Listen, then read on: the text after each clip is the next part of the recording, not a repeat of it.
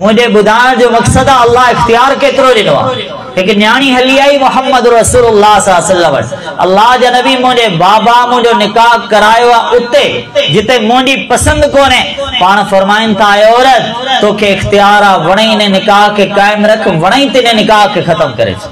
अल्लाह माफ करे नाराज न थी जो असा जो माशरो छाए असानो माहौल केड़ो आ वालिद समझे भी तो न पुट नाराज आ उनके मजबूर करे वालिद समझे तो मोडी न्याणी जो इते इरादो ना है तदा उनके मजबूर करे तो अल्लाह माफ करे जुल्म थन सितम थन था जुल्म सितम दी एकड़ी दास्तान बणदी वने थी मुसलमानो एड़ा मानो मो खोड़ डिठा रोंदे चवन था सही वालिदैन निकाह करे छडियो मजबूर होया से साल हा साल गुजरी विया एक बे के समझी कोन सयास असरात औलाद ते पिया नस्लों बर्बाद थियो खानदान बर्बाद थिया ते करे रब्बुल आलमीन फरमायो फनकिहु मा ताब लकुम निकाह उते करियो जिते तहारी पसंद होजे।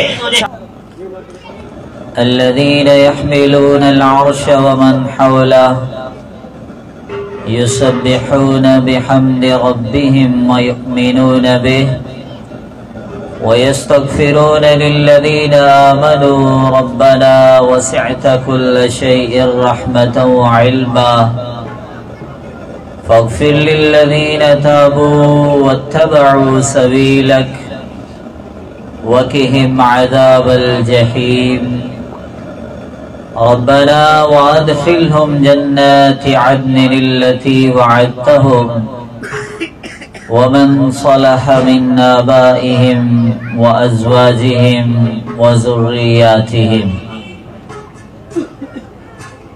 हर किस्म दी हमने सना कायनात जे खालिक दिलन जे मालिक अर्रहमान अल-मन्नान अल-हलीम अल-करीम अरहमुर राहिमीन अहसनुल खालिकीन खैरुल फासिलीन रब्बुल आलमीन जिला दुरूद सलाम प्यारे पैगंबर साकी कौसर इमामुल अंबिया खातमुल अंबिया खतीबुल अंबिया मुहम्मदुर रसूलुल्लाह सल्लल्लाहु अलैहि वसल्लम जनते विजन मुख्तसर हमने सलात का बाद निकाह जी हिर मुख्तसर तकरीब में अवा दोस्तन जी हिनके जानी में निकाह के हवाले से अल्लाह पांजे कलाम मुकद्दस में पांजे बंदन के छा हिदायत दिनियो है ऐ मोहम्मद रसूलुल्लाह सल्लल्लाहु अलैहि वसल्लम पारी उम्मत जी केड़ी रहनुमाई कई आ इन हवाले से चंद गुजारिशों पेश करनासी। दुआ है अल्लाह कबुल हाकिमीन मुखे हक समझाण अवा भाइरन के समझण तो अवा के मुखे सबनी के उनते अमल करण ऐं उनके अगते पहुंचाण जी तौफीक अता फरमाए। अल्लाह रब्बुल आलमीन दी मखलूक में खोड़ सारी मखलूकात असांजे अखियुनि जे अॻियां मौजूद आ जेकॾहिं असां फ़र्क़ के नोट करण चाहियूं था तो अल्लाह इंसान ज़ात के केतरी वॾी हैसियत ॾिनी आ। चंद मिसालन सां पाण समझी सघूं था। अल्लाह जी कुछ मखलूक अहिड़ी आ जंहिंखे सिर्फ रोअण ईंदो आ उनके मुस्कुराइण ऐं खिलण ईंदो ई नाहे। कुछ मखलूक अहिड़ी आ जंहिंखे सिर्फ खिलण ईंदो आ उनखे वरी रोअण ईंदो ई नाहे। व अन्नहु हुवा अज़हक व अबका अल्लाह ने इंसान ज़ात के अहिड़ो ठाहियो आ जो इन जी जिंदगी में खुशियों अचन त ही मुस्कुराइंदो आ। हिंजी फीलिंग हिंजा एहसासात हिंजा जज्बात बुधाइन था ही खुश आ। अल्लाह इंसान ज़ात के अहिड़ो ठाहियो आ जेकॾहिं हिन जी जिंदगी में गम अचन हिन जो मुरझायल चेहरो हिंजा वहंदड़ गोढ़ा हिंजा ॾकंदड़ लफ्ज़ बुधाइन था त अॼु ही परेशान ऐं गमज़दा है।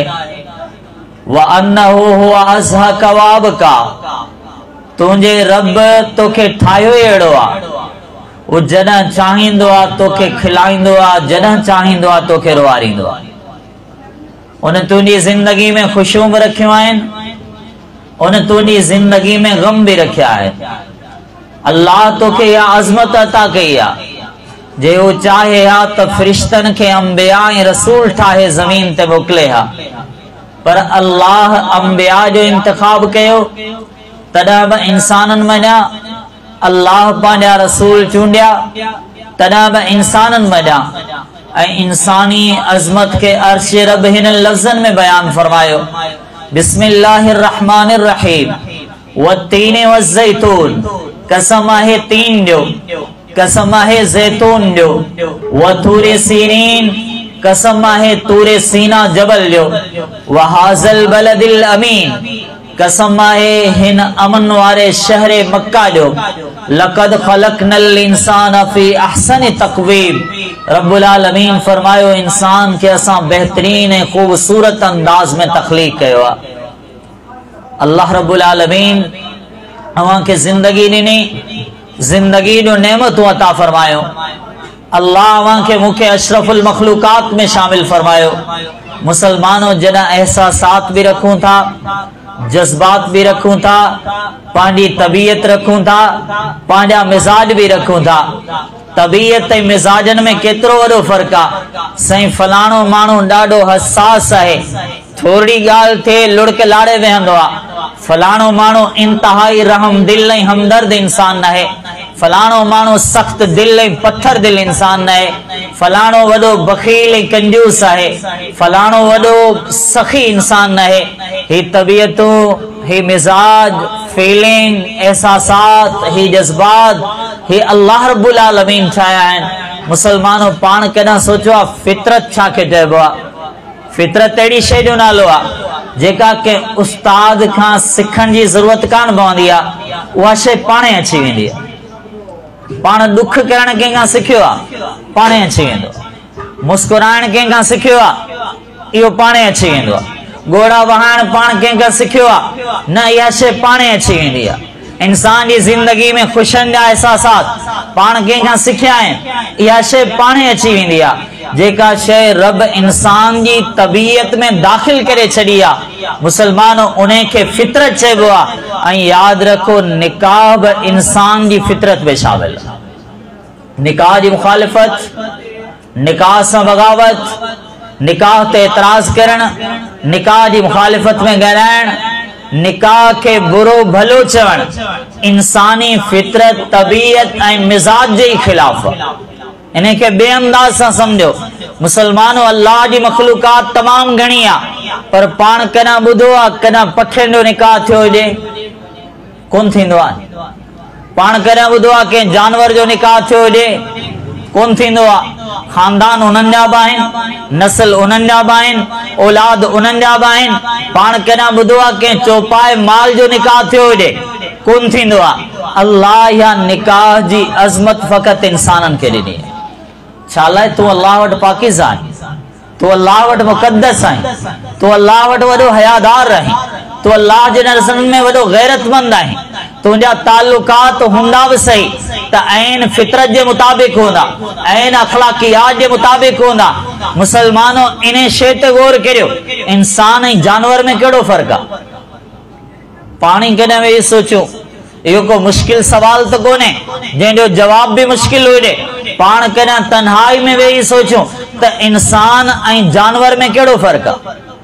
इंसान सुञाणे थो सुठो अखलाक ही आहे, बुरो किरदार ही आहे, पर जानवर खे इन शइ जी ख़बर कान्हे। इंसान समझे थो ही मुंहिंजा ताल्लुकात आहे, ही मुंहिंजी रिश्तेदारी आहे, ही मुंहिंजे रिश्ते में इंतहाई वेझो आहे, ही मुंहिंजे रिश्ते में थोरो परे आहे। भाउ जो रिश्तो, भेण जो रिश्तो, वालिदैन जो रिश्तो, औलाद जो रिश्तो, निकाह जो रिश्तो, ज़ाल ऐं मुड़स जो ताल्लुक। मुसलमानों, अल्लाह ये इंसाननि में रखिया आहिनि, ये जानवरनि में न आहिनि। लफ़्ज़ थोड़ा मुश्किल है, पर समझाइण जे लाइ चवणा पवंदा। रिश्ते वड़ी अज़मत अता करियूं हा, हिनखे वड़ा मकाम ॾियूं हा, शान ऐं शौकत ऐं मंजिलत सां नवाज़ियूं हा। पर हिन छा कयो? ही त ज़मीन जो पुॼारी, पैसे जो पुॼारी, दौलत जो गुलाम बणिजी वियो, वतबा हवा ऐं ख़्वाहिशात जो गुलाम बणिजी वियो। रब्बुल आलमीन फरमायो, आउं नथो चवां अल्लाह जो क़ुरान ना, रब जा बंदा, नबी जा उम्मती, अल्लाह जे क़ुरान के खणजा। सूरह आराफ जी आयत आ, अल्लाह फरमाए तो जेको दौलत जो पुजारी ऐं दिल जो गुलाम है, उन जो मिसाल इंसान जो मिसाल ना, बल्कि गलीस तरीन जानवर कुत्ते जो मिसाल ना। मुसलमानों, इंसानियत वट रिश्तन जो एहतराम होंदो, इंसानियत वट रिश्तन जो तकद्दुस होंदो आ। हे रिश्तेदारियों, हे ताल्लुकात, हे वेझड़ाए, हे माइटियों, हे वास्ता, हे रवाबित, हे रिश्तन जो भरम रखण, हे रिश्तन जो ख्याल रखण, अल्लाह रब्बुल आलमीन इहा शय इंसानियत के अता कई आ। रिश्तन जे अज़मत ऐं तकद्दुस जो तकाज़ो हुयो आ। तो मुसलमानों, कॾहिं बि निकाह जी मुखालिफत न करियो, कॾहिं बि निकाह जे खिलाफ न ॻाल्हायो। रिश्तन जी अज़मत जो तकाज़ो हुयो आ, अचो निकाह खे आसान करियो, निकाह करण में जल्दी करियो, निकाह करण में ताखीर न करियो। हिन फितरत जो ॿियो तकाज़ो आ। मुसलमानों, हया जी अदा अल्लाह फितरत में रखी है। रसूलुल्लाह सल्लल्लाहु अलैहि वसल्लम फरमाइन था, इज़ा लम तस्तही फस्ना मा शित। जेकॾहिं तुंहिंजी जिंदगी में हया कोन्हे, जेकॾहिं तुंहिंजी जिंदगी में, तुंहिंजे निगाहुनि में, तुंहिंजी ज़बान में, तुंहिंजी दिल में हया न रहियो आहे, हाणे तुंहिंजी मर्ज़ी जेको वणे सो कर। छा मतलब आहे हिन जो? अल्लाह जा नबी त हमेशा नेकी जो हुकुम ॾींदा, अल्लाह जा रसूल हमेशा बुराई खां रोकींदा, पर हिते ईअं कोन चयूं, हिते बुराई खां कोन रोकियूं, हिते ग़लती खां कोन रोकियूं, हिते गुनाह खां मना कोन कयूं। हिते फरमायूं फस्ना मा शिता, पोइ तुंहिंजी मर्ज़ी आ, जीअं वणे सो कर। रसूलुल्लाह सल्लल्लाहु अलैहि वसल्लम केॾा सख़्त लफ़्ज़ ॻाल्हाया। मतलब इहो आहे, जंहिं ज़िंदगी में हया न हुजे न, उन जी जिंदगी में को खैर कोने, उन जी जिंदगी में का भलाई कोने, उन जी जिंदगी में मोहम्मद रसूलुल्लाह सल्लल्लाहु अलैहि वसल्लम जड़ी जात के भी खैर जी उम्मीद कान हुई। तॾहिं पाण फरमायूं फस्ना मा शिता, जीअं चाहीं तू करी। हे झुकल निगाहों ॿुधाइनि थियूं इंसान जी जिंदगी में निगाह जी अज़मत, हे हया जा जुमला ऐं अल्फाज ॿुधाइनि था इंसानी जिंदगी में निकाह जी अज़मत आहे। मुसलमानों, याद रखो, दिल में मौजूद हया ऐं शर्मिंदगी जो अदाऊं बि ॿुधाइनि थियूं इंसान जी जिंदगी में निकाह जी अज़मत आहे। जेकॾहिं हया जे अदाउनि खे केरु नथो सम्झे, इमामुल अंबिया फरमायो, जीअं वणे सो करियो। नंबर 3, मुसलमानों याद रखो, मोमिन वॾो हयादार हो। मोमिन हया जे अदाउनि खे कॾहिं छॾे कोन थो। मोमिन जी निगाहुनि में हया, लफ्ज़न में हया, जिंदगी में हया, किरदार में हया, ताल्लुकात में हया हूंदो आहे। मोमिन जी जिंदगी में हया जो अदाऊं एतिरियूं ग़ालिब हूंदियूं आहिनि। जेकॾहिं को हयादार हूंदो न, मुसलमानों सिर्फ़ निकाह जी ॻाल्हि कनि। हयादार एॾो हयादार हूंदो आहे जेको हमेशा सोचींदो आहे, मुंहिंजी भेण आहे त ॿिए ॾींहुं बि भेण आहे। हया उनखे सेखारींदो आहे, मुंहिंजी अमड़ आहे त ॿिए ॾींहुं बि अमड़ हूंदी।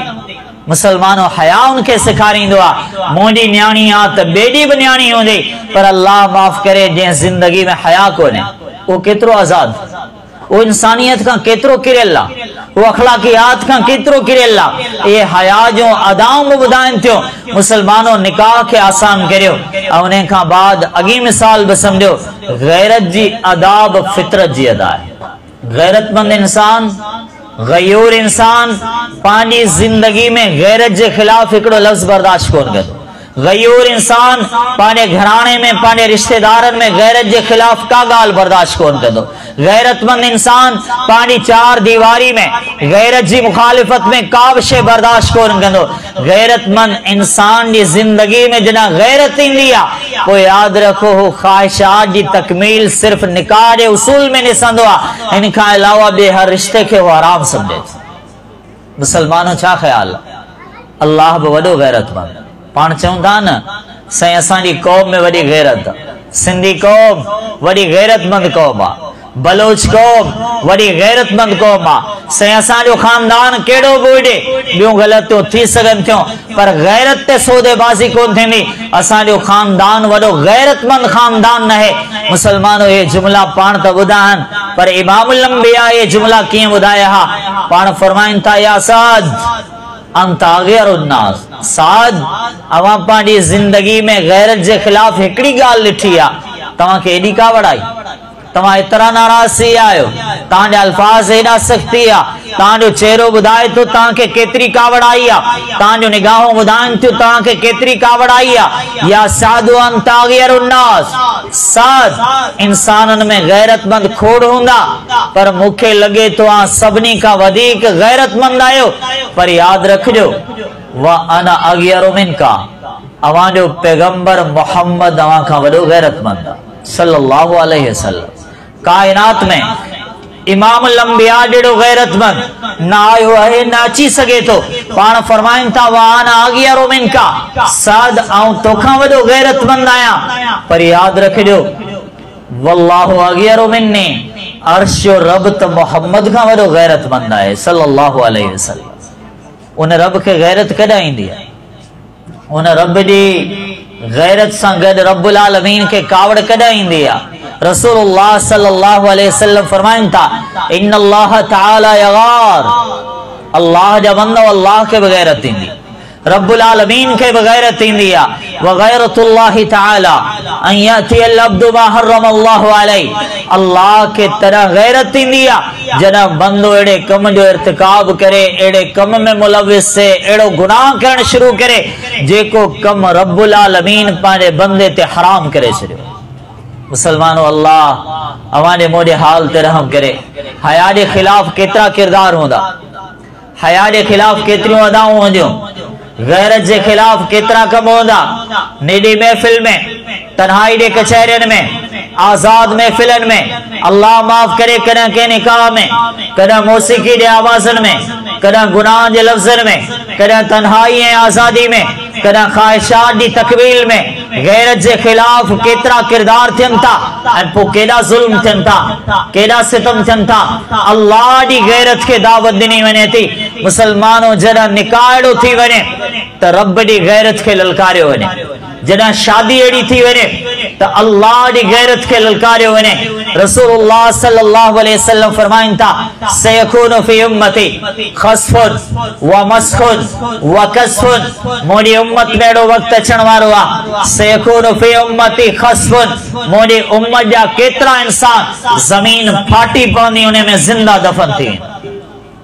सयकूनु फी उम्मती खस्फुन व मस्खुन मोदी उम्मत जा केतरा इंसान एड़ा हुंदा जिनन जे चेहरन के मटाए रब्बुल आलमीन जानवरन जा चेहरा बनाए छड़ी मोदी उम्मत जा केतरा इंसान एड़ा हुंदा जिनन जे मथा अल्लाह पत्थरन जा मींह वसाइंदो सहाबा पुछो अल्लाह जा नबी या शे कदा थींदी शिकलों कदा बिगाड़ियो वेंदो जिंदा इंसान कदा जमीन में दरगोर दफन कया वेंदा अल्लाह रब्बुल आलमीन की तरफा ये सख्त पत्थरन जा अजाब कदा नाज़िल थींदा नबी अलैहिस्सलातु वस्सलाम फरमायो जदा मौसीकी जा आलात आम थी ये सिर्फ मुझो मसलो ना है सिर्फ मस्जिद इमाम है मौलवी साहब जो मसलो ना है ए ला इलाहा इल्लल्लाह पढ़ण वारा ए मोहम्मद सल्लल्लाहु अलैहि वसल्लम जो उम्मती हो तुझो भी मसलो मौसीकी दा आवाज इन जिंदगी में केतरा है गुनाह दा आवाज इन जिंदगी में केतरा है नाफरमानी दा आवाज इन जिंदगी में केतरा है मुसलमानों सोचो किथे पाण अल्लाह दी गैरत के ललकारियो तो कोने किथे अल्लाह दे अजाबन के पाण दावत तो कोने नहीं आ अचो निकाह ये करियो पांजो खुशियों ये मलायो पांजा दिहाड़ा ये गुजारियो तो अल्लाह दी का मुखालिफत न थे पांजो रातियों ये बसर करियो तो रब्बुल आलमीन दी का मुखालिफत न थे अल्लाह पांजे बंदन जो तारुफ करायो आ फरमाई व इबादुर रहमानिल लदीना यमशूना अलल अर्ज़ होना अल्लाह फरमाए तो रहमान जा बंदा मोजे बंदन जो तारुफ ला इलाहा इल्लल्लाह पढ़ण वारन जो तारुफ यमशूना अलल अर्ज़ होना जने जमीन ते हलंदान वडी आजिज़ी सा हलंदा का आकड़ कोने को तकब्बुर कोने, गुरूर जो नालो निशानी कोने, अना परस्तीनी का जिंदगी कोने। इनके पांडे लिबास से तकब्बुर ना है, इनके पांडे लज्जत से तकब्बुर ना है, इनके पांडे कौम खानदान कबीले से तकब्बुर ना है, इनके पांडे ज़बान लिसानियत से तकब्बुर ना है, इनके पांडे सियासी पार्टी ते को गुरूर ना है, इनके पांडे वोट नोट इलेक्शन ते को तकब्बुर ना है। इबादुर रहमान, अल्लाह फरमाए तो रहमान जा बंदा, अल्लाह फरमाए तो मोजा बंदा। यमशूना अलल अर्ज़ि होना, जरा जमीन ते हलन था वरी आर्जी इनकिसारी तवाज़ु सा हलन था, तकब्बुर जे अदा उनके छड़े पो हलन था। वल्लज़ीना यबीतूना लिरब्बिहिम सुज्जदन व क़ियामा, अल्लाह जा वे बंदा एडा अजीम बंदा है जिन्हनि जा ॾींहं गुज़रिया त आर्जी रब दी बंदगी इबादत में गुज़री विया। जॾहिं रातियूं आयूं यबीतूना लिरब्बिहिम, उन्हनि जो रातियूं उन्हनि जे लाइ रब जे लाइ गुज़री वियूं सुज्जदन व क़ियामा, या सजदे में नजर आया या क़ियाम में नजर आया। मुसलमानों सोचो पाण मां केतिरा माण्हू आहिनि जेके तहज्जुद पढ़नि। तहज्जुद तो परे जी ॻाल्हि आहे। मुसलमानों केतिरे असांजे भाइरनि जो रातियूं सजदे में गुज़रनि थियूं, क़ुरान जी तिलावत में गुज़रनि थियूं। तहज्जुद तो परे जी ॻाल्हि आहे। पाण त फर्ज़ बि कोन पढ़ियो, पाण त फराइज़ जी पाबंदी बि कोन कई आहे। छा अल्लाह जा पाण उहे बंदा आहियूं जिन्हनि जो तारुफ अल्लाह वॾी मोहब्बत सां करायो आहे। मुसलमानों अचो, गैरत जो तकाज़ो निकाह खे आसान करियो, हया जे अदाउनि जो तकाज़ो निकाह खे आसान करियो, फितरत जो तकाज़ो निकाह खे आसान करियो, अंबिया जे सुन्नतुनि जो तकाज़ो निकाह खे आसान करियो। हिकु सहाबी आयो, चवण लॻो मुंहिंजी अदा इहा हूंदी त आउं निकाह कोन कंदुसि, नमाज भी पढ़ंदुसि, रोजा भी रखंदुसि, हज भी कंदुसि, ज़कात भी ॾींदुसि, जिंदगी में सब नेकियूं हुंदियूं, पर सिर्फ आउं निकाह कोन कंदुसि। रसूलुल्लाह सल्लल्लाहु अलैहि वसल्लम फरमायो अन निकाह मिन सुन्नती, याद रखो निकाह मोहम्मद जी सुन्नत आहे सल्लल्लाहु अलैहि वसल्लम। निकाह इमामुल अंबिया जी सुन्नत आहे। फमन रगिबान सुन्नती फलैस मिन्नी, जेको नबी जी सुन्नत के पसंद कोन थो करे, याद रखो उनजो मोहम्मद सां को भी ताल्लुक ना है सल्लल्लाहु अलैहि वसल्लम। ओ पांजो नातो मूंसां न जोड़े, ओ पांजो ताल्लुक मूंसां न जोड़े। फलैस मिन्नी, हाणे इन्हे जे लाइ क़ाइदो कानून दस्तूर ऐं उसूल इहो आहे, इन्हे जो ताल्लुक मुहम्मद रसूलुल्लाह सल्लल्लाहु अलैहि वसल्लम सां रहियो ई कोन्हे। निकाह त अंबिया अलैहिमुस्सलातु वस्सलाम जी सुन्नत आहे। मुसलमानों अचो, निकाह खे आसान करियो, निकाह जे रस्मन के खत्म करियो, निकाह जे रिवाजन के मिटायो। इन महफिल में असांजा वॾा बि हूंदा, वॾेरा बि हूंदा, या जेसि ताईं मुंहिंजो आवाज़ पहुचे तो उहे बि हूंदा, क़ौम जा माण्हू, इलाइक़े जा माण्हू। वलीमो आहे, कंहिंजो वलीमो आहे? मुहम्मद रसूलुल्लाह सल्लल्लाहु जो वलीमो आहे। दावत कंहिंजी मिली आहे? सहाबा के इमामुल अंबिया दी दावत। घोट केरा? मुहम्मद रसूलुल्लाह सल्लल्लाहु अलैहि वसल्लम। अनस तमा वञो, सहाबा किराम के मुंहिंजे वलीमे दी दावत ॾेई अचो। अनस रज़ी अल्लाह तआला अन्हु फरमाइनि था, मूं रसूलुल्लाह सल्लल्लाहु अलैहि वसल्लम जे वलीमे ना सहाबा के दावत त ॾिनी हुई, पर नबी जे वलीमे में गोश्त हिकिड़ी बूटी बि कान। नबी अलैहिस्सलातु वस्सलाम जो वलीमो कीअं थियो हुयो? सहाबा किराम में पाण ऐलान कनि था, फरमाइनि था, मुंहिंजा सहाबियो जंहिं वटि खजी, थोरो पनीर, थोरो गेह, सहाबा किराम गॾिजी दस्तरखान ते वेही नबी जी दावत ते शरीक थिया आहिनि। फकानत वलीमत रसूलिल्लाह, इहो वलीमो हुयो मुहम्मद रसूलुल्लाह सल्लल्लाहु अलैहि वसल्लम जो वलीमो। मुसलमानों सोचो निकाह केॾो आसान, वलीमो केतिरो आसान। अफ़सोस हुजे असांजी सोच, असां खे केतिरो मुश्किल ठाहे, असां खे केतिरो ॾुखियो ठाहे छॾियो। मुसलमानों इन मिसाल खां बाद ॿिए मिसाल ते गौर करियो। निकाह त अली मुर्तज़ा बि कयो रज़ी अल्लाह ताला। घोट त दुनिया में खोड़ हूंदा, लेकिन अली रज़ी अल्लाह ताला जो जहिड़ो घोट ऐं घरवारी मुहम्मद रसूलुल्लाह सल्लल्लाहु अलैहि वसल्लम जी न्याणी अम्मा फातिमा रज़ी अल्लाह ताला अन्हा, खातून जन्नत, सय्यदतु निसाई अहलिल जन्नह, जन्नती औरतन जी सरदार औरत अम्मा फातिमा रज़ी अल्लाह अन्हा।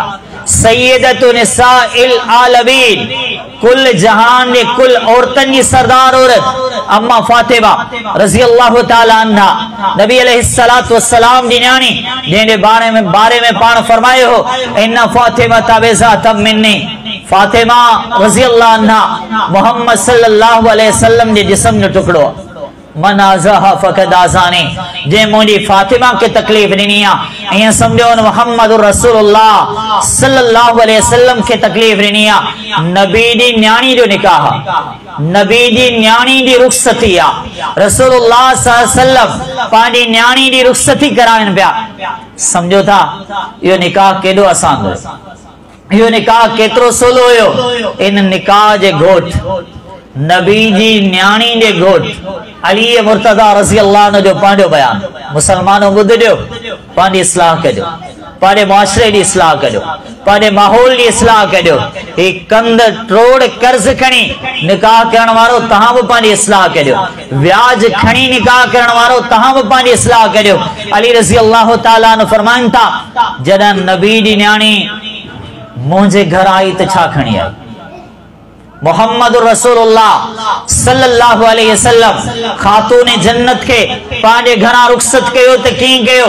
अली मुर्तज़ा रज़ी अल्लाह अन्हु जो बयान ना, फातिमा रज़ी अल्लाह अन्हा जॾहिं मुंहिंजे घर में आयो हो त हिकु चादर खणी आयो, अल खमीला, सिर्फ हिकड़ी चादर हुई। सुनन इब्न माजा किताब ज़ुहद बाबु ज़िजाए आले मोहम्मद, मोहम्मद सल्लल्लाहु अलैहि वसल्लम जी रहणी कहणी कीअं हुई?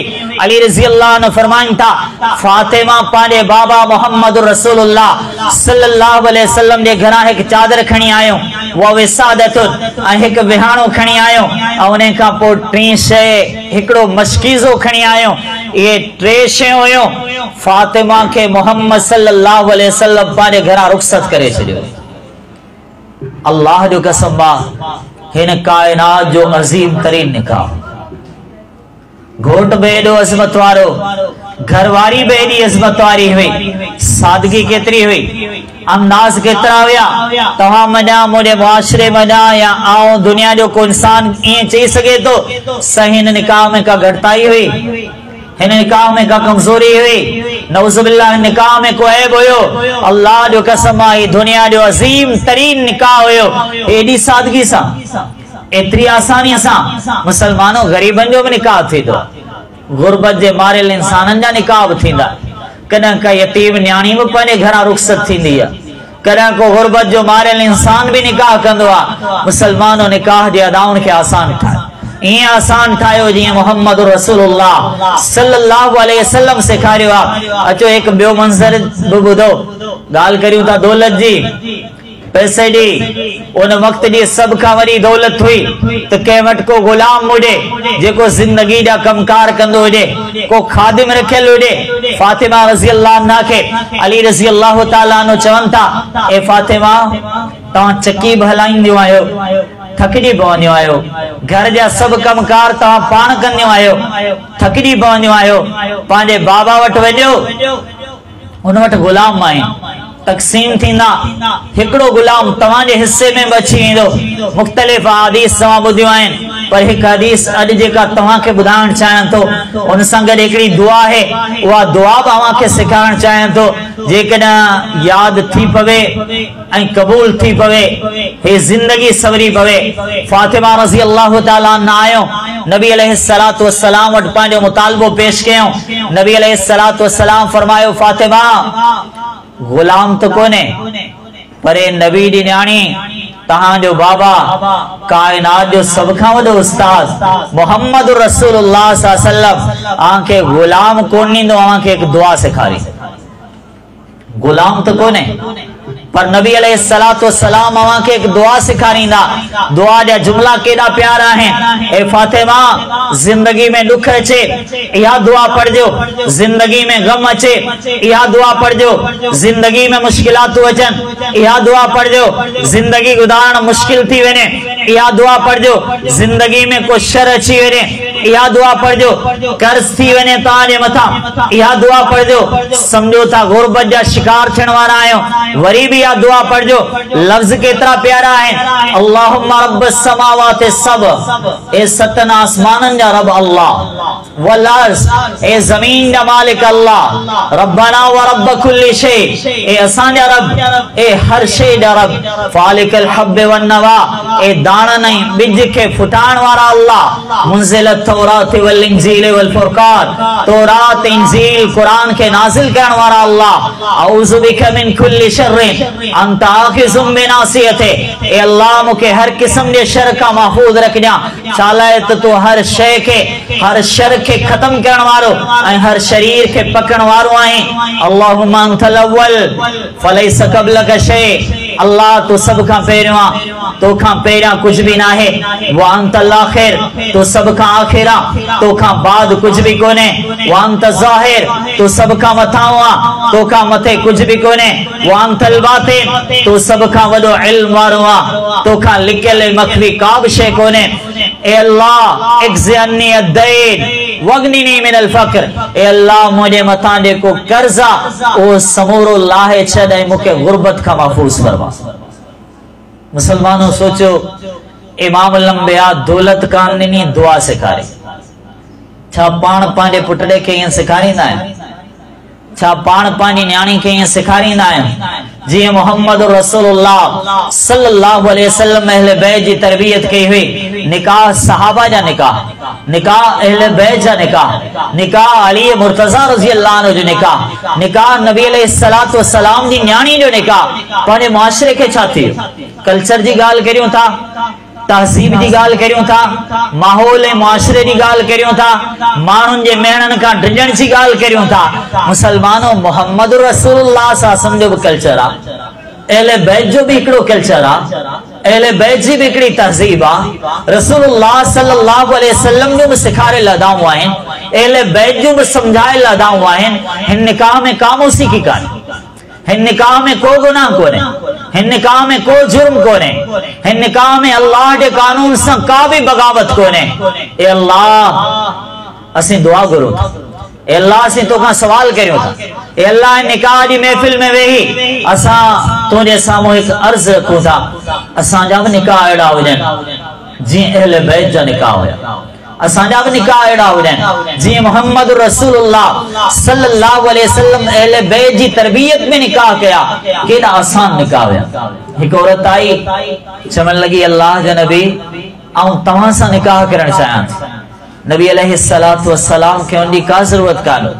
थोड़ी देर खां बाद एक सहाबी उथियो, चवण लगो, अल्लाह जा नबी तव्हां खे जेकॾहिं निकाह जी ज़रूरत कोन्हे त हिन औरत जो निकाह मूंसां कराए छॾियो।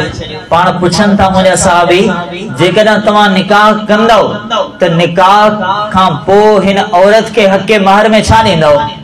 चवण लॻो, अल्लाह जा नबी मूं वटि कुझु बि कोन्हे। अहिड़ो गुरबत जो दौर हुयो, अहिड़ो मिसकीनी जो दौर हुयो। पाण फरमाइनि था मुंहिंजा सहाबी वञ घर में ॻोल्हा कर, मुमकिन आहे का शइ मिली वञे। मोटी आयो, चवण लॻो, ला वल्लाहि या रसूल अल्लाह ला अजिदु शैया, चवण लॻो, अल्लाह जो कसम आहे मुंहिंजे घर में कुझु कोन्हे। पाण फरमाइनि था वञ इल्तमिस वलो खातम मिन हदीद, मोटी वञ, मुमकिन आहे लोह जी मुंडरी तोखे मिली पवे, भला उहा बि खणी आ। सहाबी मोटी आयो, चवण लॻो, अल्लाह जो कसम आहे मुंहिंजे घर में लोह जी मुंडरी बि कोन्हे। नबी अलैहिस्सलातु वस्सलाम खे चवण लॻो, इमाम लंबिया हिकु चादर आहे, तन ते पातल आहे, जिस्म हुन में ढकियल आहे, कुल मिल्कियत आहे। अल्लाहु अकबर। जिन्हनि जी कुल मिल्कियत इहा हुई न, अर्श जो रब उन्हनि सां वॾी मोहबत कंदो। जिन्हनि जी कुल मिल्कियत हिकिड़ी चादर हुई न, उहे 5 वक़्तनि जा निमाज़ी तो हुया, बल्कि तहज्जुद गुज़ार हुया। जिन्हनि जी कुल मिल्कियत हिकिड़ी चादर हुई न, उहे अल्लाह सां वॾी मोहबत कंदा, उहे मोहम्मद रसूलुल्लाह सां वॾी मोहबत कंदा। नबी अलैहिस्सलातु वस्सलाम पुछो, मुंहिंजा सहाबी दौलत बि कोन्हे, लोह जी मुंडरी बि कोन्हे, घर में कुछ भी कोने, निकाह करण चाही तो भला बुधा कुरान घणो याद थे, भला कुरान केतरो याद थे? कुछ पढ़ियल होंदे तो के कुरान केतरो याद होंदो? चवंदो अल्लाह जा नबी, हाँ मूंखे कुरान याद आहे। कुरान जो कुछ सूरतूं याद आहिनि, अहफ़ज़ु सूरतन कज़ा व कज़ा, फलानी सूरत भी याद आ, फलानी सूरत भी याद आ, ईअं याद आ जो ॾिसी न ऐं याद भी पढ़ी सघां थो। पाण फरमाइनि था इज़हब क़द मल्लक्तुकहा बिमा मअका मिनल क़ुरआन, मुंहिंजा सहाबी बस एतिरो कजां इहे सूरतूं जेके तोखे याद आहिनि पंहिंजी घरवारी खे याद कराए छॾिजां। इन्हनि सूरतनि जे बदिले में इन औरत जो निकाह मोहम्मद रसूलुल्लाह तव्हां सां करे छॾियो आहे सल्लल्लाहु अलैहि वसल्लम। आहे का रस्म, आहे को रिवाज, निकाह में आहे का मुश्किल ॻाल्हि, निकाह में आहे का ॾुखियाई। मुसलमानो यकीनन निकाह हुजे, निकाह जी दावत भी हुजे, निकाह जो ऐलान भी थे, ऐलानिया निकाह थे, पर उनमें को गुनाह न हुजे, उनमें को जुर्म न हुजे, उनमें का नाफरमानी न हुजे, उनमें कंहिं क़िस्म जे जुर्म ज़ुल्म सितम जी ॻाल्हि न हुजे। ऐं जॾहिं निकाह थी वञे न, असां कॾहिं सोचियो आहे ही जेको ख़तीब साहब घोट जे साम्हूं वेही पढ़ंदो आहे त छा पढ़ंदो आहे? पाण कॾहिं ख़तीब खां पुछियो आहे, निकाह खवां खां पुछियो आहे साईं तव्हां मैसेज ते कचहरी ते हराम आहे? ॻाल्हि सिर्फ़ एतिरी आहे, औरत जो सरपरस्त मौजूद आहे, गवाह बि मौजूद आहिनि, मामलो सिर्फ़ इन ते रुकियल आहे, चंद तन जो ताल्लुक तक़वा सां। या अय्युहल्लज़ीना आमनू तक़ुल्लाह हक़ तुक़ाते, ईमान वारो अल्लाह खां डिॼो, ईअं डिॼो त डिॼण जो हक़ अदा थी। या अय्युहन्नासु तक़ू, तूं सम्झाइनि थियो तव्हांखे जिते केर बि न ॾिसे उते अल्लाह तव्हांखे ॾिसंदो आहे। उनजो खौफ़ तव्हांजे निगाहुनि में केतिरो आहे, उनजो खौफ़ तव्हांजे दिल में केतिरो आहे, उनजी तक़वा परहेज़गारी तव्हांजे दिल में केतिरी आहे। रब्बुल आलमीन फरमायो डिॼो ईअं त डिॼण जो हक़ अदा थी वञे। अल्लाहु अकबर, ए आसमान ऐं ज़मीन जा रब तुंहिंजे दीन तां कुर्बान वञे, तुंहिंजे दीन तां कुर्बान वञे। जिन्हनि जो ॻाल्हाइण ऐं हिक ॿिए खे ॾिसी मुस्कुराइण बि जाइज़ कोन हुयो, जिन्हनि जा ताल्लुकात पाण में जायज़ कोन हुया, ही निकाह जे चंद जुमलनि खां बाद सभु जायज़ थी चुको आहे। अल्लाह इन रिश्तनि खे केॾो मुक़दस ठाहियो, अल्लाह इन रिश्तनि खे केतिरो पाकीज़ा ठाहियो आहे। मुसलमानो जॾहिं निकाह थी वञे त निकाह खां बाद हिक ॿिए जा हुकूक ईंदा आहिनि। पहिरियों हक़ हिननि जी हिक ॿिए सां पाण में गहरी मोहब्बत हुजे। ये लफ़्ज़ ॿुधी शायदि महफ़िल में वेठल मुंहिंजा भाउर चवंदा साईं ही छा थियो? आखिर इहा कहिड़ी ॻाल्हि आहे? यादि रखो मोहब्बत जे रिश्ते खां बग़ैर इहो रिश्तो आहे, मोहब्बत जे रिश्ते खां बग़ैर इहो रिश्तो हली कोन थो सघे, मोहब्बत जे रिश्ते खां बग़ैर इहो रिश्तो क़ाइम थी कोन थो सघे। सूरह निसा में रब्बुल आलमीन फरमायो फनकिहू मा ताब लकुम मिनन निसा, तव्हां निकाह करियो उन्हनि औरतनि सां जिते तव्हांजी पसंदि आहे। इस्लाम तो पसंद की गाल कंदो, पसंद की मुखालिफत इस्लाम करे कोन, इस्लाम से इख्तियार की गाल कंदो आहे। हत्ता के इस्लाम हिते एतिरो वॾो इख्तियार ॾे थो, नौजवान के उनजो बाबा चए तो हिते निकाह कर, पर उते वो निकाह मुनासिब नथो समझे। इते वालिद जी इताअत बि नौजवान ते फर्ज़ कोन्हे। मुझे चवण जो मकसद इहो न आहे तव्हां इख्तिलाफ़ करियो, तव्हां बाबा साईं सां नाराज़ थी वञो। मुझे ॿुधाइण जो मकसद आहे अल्लाह इख्तियार केतिरो ॾिनो आहे। हिकु न्याणी हली आई मोहम्मद रसूलुल्लाह सल्लल्लाहु अलैहि वसल्लम, अल्लाह जा नबी मुंहिंजे बाबा मुंहिंजो निकाह करायो आहे उते जिते मुंहिंजी पसंदि कोन्हे। पाण फरमाइनि था ए औरत तोखे इख्तियार आहे, वणई इन निकाह खे क़ाइम रख, वणई तिने निकाह खे ख़तम करे छॾ।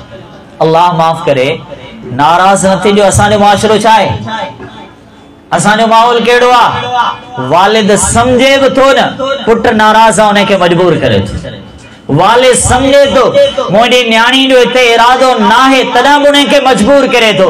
पोइ अल्लाह माफ़ करे ज़ुल्म थियनि था, सितम थियनि था, ज़ुल्म ऐं सितम जी हिकिड़ी दास्तान बणिजी वञे थी। मुसलमानो अहिड़ा माण्हू मूं खोड़ ॾिठा, रोंदे चवनि था साईं वालिदैन निकाह करे छॾियो, मजबूर हुयासीं, साल हा साल गुज़री विया, हिक ॿिए खे समझी कोन सघियासीं। असरात औलाद ते पिया, नस्लूं बर्बाद थियूं, खानदान बर्बाद थी विया। तंहिं करे रब्बुल आलमीन फरमायो फनकिहू मा ताब लकुम, निकाह उते करियो जिते तव्हांजी पसंदि हुजे। छा मतिलबु आहे? रिश्ता हलंदा ई मोहब्बत सां आहिनि। अल्लाह माफ़ करे, अल्लाह न करे जेकॾहिं रिश्ते मां मोहब्बत ख़तम थी वञे, रिश्तो ई ख़तम थी, ही ताल्लुकात ही खत्म थी वेंदा, हिक ॿिए जो भरम खत्म थी वेंदो, हिक ॿिए ते एतमाद खत्म थी वेंदा, हिक ॿिए जो ख्याल रखण खत्म थी वेंदो। लिहाज़ा गहरी मोहब्बत निकाह खां बाद फर्ज़ थी वेंदी आहे। नंबर 2 हिक ॿिए जी इज़त, जेको घरवारी दी इज्जत करण न सिखियो आ न बेहतर आ वो निकाह ही न कर। पाण छा त जाऊं मर्द आया मुखा केर पुछंदो जिए चाहया उनसा रिएक्ट करया जिए चाहया गलाया जिए चाहया मुखातिब थिया जिए चाहया गुफ्तगू करया जिए चाहया फैसलो करया। रब जा बंदा तोखे केर न तो दिसे अल्लाह ते दिसे तो। निकाह दे रिश्ते का पो एक बेरी इज्जत फर्ज हुंदी है।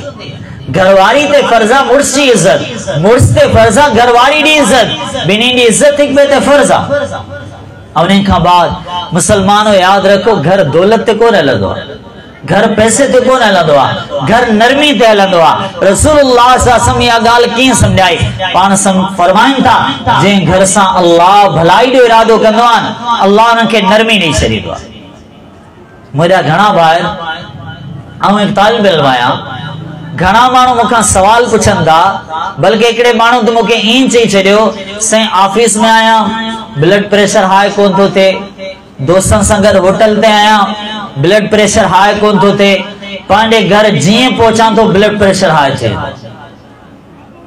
अक्सर माण्हुनि जा हालात अक्सर माण्हुनि जी कैफियत ते आहे। असां सोचूं था जुर्म कंहिंजो आहे गलती कंहिंजी आहे मामलो इहो आहे असांजे घरनि मां नरमी ख़तम थी।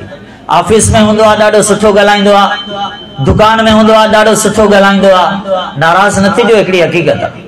दोस्तनि सां हुंदो आ ॾाढो सुठो ॻाल्हाईंदो आ को वॾो कस्टमर अचे ॾाढो नरम ॻाल्हाईंदो आ हे सम्झे तो मूं वटि डीलिंग पावर मुकम्मल हुजे को कस्टमर नाराज़ न थी वञे ही एॾो सुठो ॻाल्हाईंदो आ। साॻियो माण्हू सोचे जॾहिं घर पहुचंदो आ त कीअं ॻाल्हाईंदो आ। अल्लाह माफ़ करे औलाद ते कहिड़ो असर पवंदो खानदान ते कहिड़ो असर पवंदो जेकॾहिं पुट सॼी ज़िंदगी इहो ॾिसे अल्लाह माफ़ करे पुट सॼी ज़िंदगी इहो ॾिसे बाबा जीअं घर में ईंदो आहे सिर्फ़ नाराज़ हूंदो आहे हू छा सिखंदो। पुट सॼी ज़िंदगी इहो ॾिसे बाबा साईं जॾहिं बि ॻाल्हाईंदो आहे त नऊज़ुबिल्लाह गार ॾींदो आहे हू छा सिखंदो। पुट सॼी ज़िंदगी इहो ॾिसे आज़ानूं त मूं ज़िंदगी में हज़ारे ॿुधो आहिनि पर बाबा त नमाज़ ते कोन ईंदो आहे। पुट सॼी ज़िंदगी इहो ॾिसे मुंहिंजे घर जी हिकिड़ी कुंड में कपड़नि में वेड़ियल आहे अलमारी में आहे जारे में आहे मथे रखियल आहे वॾो मुक़दस आहे वॾे एतिराम वारो आहे वॾी अज़मत वारो किताब पर मुंहिंजे बाबा इनखे कॾहिं खयो त कोन्हे। अल्लाह माफ़ करे मुंहिंजी अमर जी जल इनखे कॾहिं खयो त कोन्हे। औलाद ते असरात कहिड़ा पवंदा मुसलमानों असांजो अंदाज़ कहिड़ो आहे घर खे हलाइण लाइ असांजो किरदार कहिड़ो आहे। तंहिं करे रसूलुल्लाह सल्लल्लाहु अलैहि वसल्लम फरमायो अल्लाह जंहिं घर सां भलाई जो इरादो कंदो आहे रब्बुल आलमीन उनखे नरमी अता कंदो आहे। मुसलमानों जॾहिं हुकूक अदा कया वञे जॾहिं फ़राइज़ अदा कया वञे जॾहिं निकाह ईअं थिए जीअं अल्लाह चाहे थो जॾहिं ईअं निकाह थिए जीअं अहले बैत जा निकाह थिया जॾहिं निकाह ईअं थिए जीअं रब्बुल आलमीन क़ुरान में बयान कयो आहे जॾहिं निकाह खां बाद हिक ॿिए जा हुकूक अदा थियनि जॾहिं निकाह खां बाद हिक ॿिए खे नेकी जो हुकुम ॾिनो वञे जॾहिं निकाह खां बाद हिक ॿिए खे बुराई खां रोकियो वञे जॾहिं निकाह खां बाद हिक ॿिए खे निमाज़ लाइ उथारियो वञे जॾहिं निकाह खां बाद हिक ॿिए खे क़ुरान पढ़ायो वञे जॾहिं निकाह खां बाद सदे जूं अदाऊं सेखारियो वञे जॾहिं निकाह खां बाद हिक ॿिए खे दुआ घुरण दुआ पढ़ण सेखारियो वञे जॾहिं निकाह खां बाद अखलाकियात जूं अदाऊं हिक ॿिए खे सेखारियो वञे जॾहिं निकाह खां बाद हिक ॿिए खे नरमी सेखारी वञे अल्लाह जो कसम अहिड़े घर जे लाइ अल्लाह जा फ़रिश्ता बि दुआऊं घुरंदा आहिनि।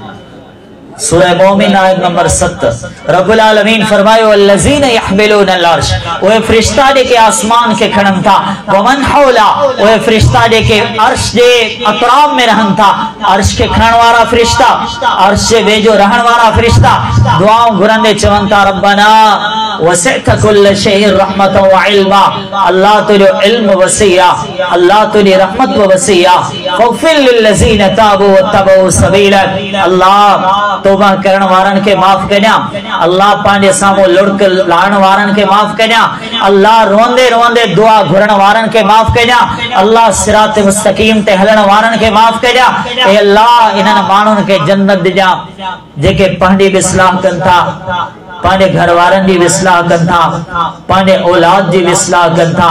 मुसलमानों इन महफिल जो पैगाम इन दावत जो पैगाम मुख्तसर चंद गुजारिशात जो पैगाम हुआ। अचो निकाह जे अदाउन के आसान करियो, निकाह ये करियो जे इमाम अल अंबिया सिखारियो आ, निकाह ये करियो जे अहले बैत जा निकाह था, जे निकाह में मौसीकी कान हुई, जे निकाह में गुनाह कोन हुयो, जे निकाह पे बेपर्दगी कोन हुई, जे निकाह में अल्लाह जे कानून से बगावत कान हुई। जदा निकाह ये थींदा त इंशाअल्लाह अर्श जा फरिश्ता बवाज ले दुआ घुरंदा, जिंदगी आसान थी वेंदी ऐं आखिरत में कामयाबी मिलंदियूं। दुआ है अल्लाह ताला मांखे मुखे अमल की तौफीक अता फरमाए। दुआ है इन महफिल में वेठल असारे हर भाज अल्लाह रब्बुल आलमीन गुनाह माफ फरमाए।